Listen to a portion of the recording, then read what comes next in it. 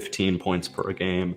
And yeah, I mean, I'm surprised that his dad used the Clippers as the reference because he was doing what he did on the Clippers the first couple of years he was with Philadelphia.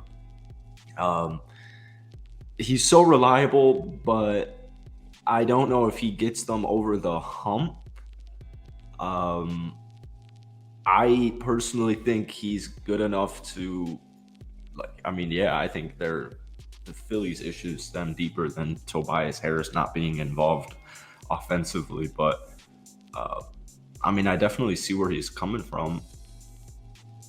This is his last year of his contract, so you've been muted for a while. I don't know if you're talking to me or Luke. All right. No. I forgot to unmute myself there. It was only once I tried to unmute myself. But what I was going to say is Tobias Harris is interesting because do you think his dad's putting this out, or do you think he's putting this out through his dad? Where did this come out from? But his dad. I know. Why is his dad? What his dad just hop behind the mic and I will tell you specifically in 3 seconds what exactly was that. It had to be like a podcast or. I believe it was a podcast. So it comes right here. It came from Bloomberg Business of Sports. Tobias Harris is in a unique position as his agent also happens to be his father. Terrell Harris is the CEO of Unique Sports Management, which represents Tobias Harris, his 2 brothers, Terry and Tyler, as well as Kelly Oubre. The elder Harris, the elder Harris was from Bloomberg Business. The topic was about player development in the NBA. Eventually, the conversation turned to whether or not Philadelphia 76ers have used Tobias Harris properly. His father/agent didn't hesitate to share his opinion. Well, personally, I don't think so. The reason I say that, well, Tobias is an assassin scorer. I mean, they can't stop him. Nobody in the league can stop him. So he's proven that over his career, even when he was with the Clippers, he was an assassin scorer. They took away. They didn't utilize him. He was not a priority in their offense. That kind of frustrating because if you're a kick butt player, you don't want to be in the corner twiddling your thumb. I just think when they gave him opportunities, like there was a stretch Joel didn't play and James Harden didn't play for like 15 games. He led the team in average 25 a game, over 25 a game. Then they come back. Okay, well, you got to go back in the corner. End quote. Terrell Harris said. I mean, he's not wrong. No, he's not wrong. He's certainly not wrong. He only took 11 and a half shots per game in the regular season. And how many of those were threes? About half of them were threes. So I agree 100%, but that's just what happens when you have James Harden if James Harden is your point guard, that's just kind of what's going to happen. And it's unfortunate. And then you sprinkle in Joel Embiid, and it's like, well, there's only so many touches that are going to be going around. A lot of your offense is just going to be pick and roll with James Harden and Joel Embiid. You want to know something crazy? Guess the last time Tobias Harris played less than 60 games. Tell me. We'll take a guess. 2016. Close. It was over 10 years ago, or it was about 10 years ago, back in 2012, 2013, the last time Tobias Harris played less than 60 games. So he's one of the best in the biz. And that's crazy. It is very crazy. Tobias Harris doesn't need to be a max guy. Do you see his stats with Orlando where he played half the season with Milwaukee, averaged 5 points, and then the last 27 games with Orlando, he just averaged 17? Dude, that's sick. I barely remember Tobias Harris in a Magic jersey. You don't remember him? I fell in love with him in Orlando because we got him, pretty sure, as part of the Dwight Howard trade. Something like, no, it wasn't Dwight Howard trade. It was the JJ Redick trade.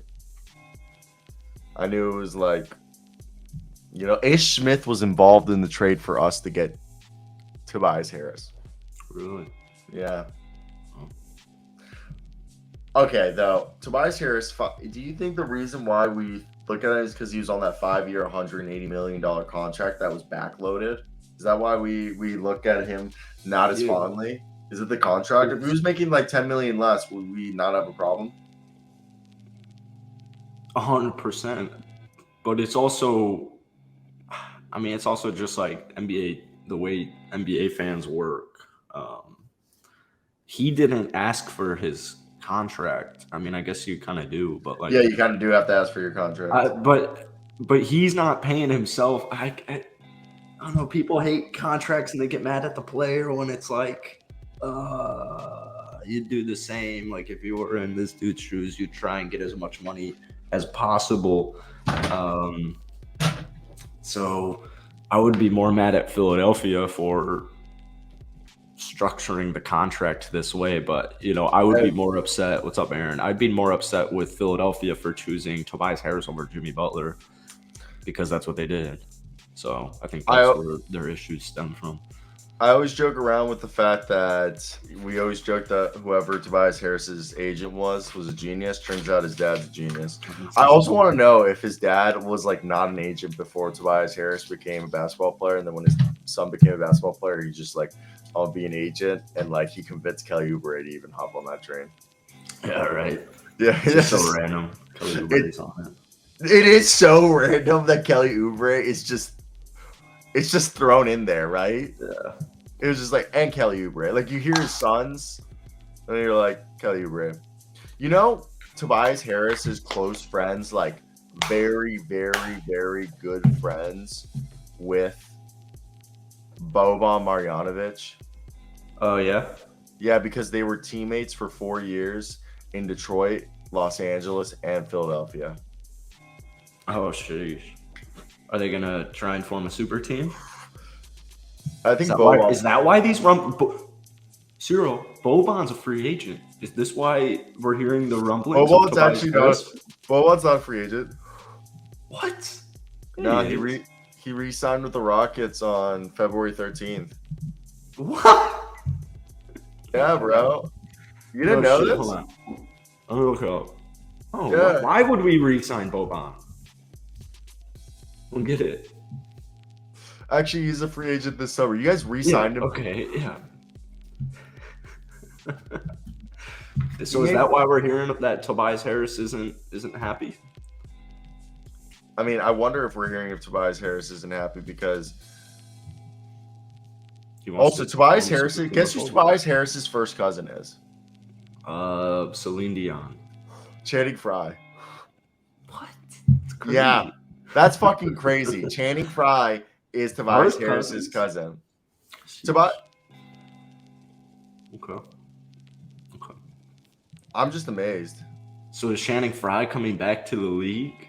And that's why we're hearing this about Tobias Harris, and coincidentally, Boban is a free agent. Dude, Channing Frye was like the 10th pick of the draft in like 2004. He's not coming back. Ooh, Channing Frye does a great job on is this him and him and Rajah Bell do a podcast. Channing Frye and Rajah Bell. I don't know who Rajah Bell is, and I would definitely never listen to a Channing Frye podcast on multiple occasions. Are you really disrespecting Rajah Bell right now? Who's Rajah Bell? I'm just saying Channing Frye doesn't. I'm not like a diehard Cavs fan. He played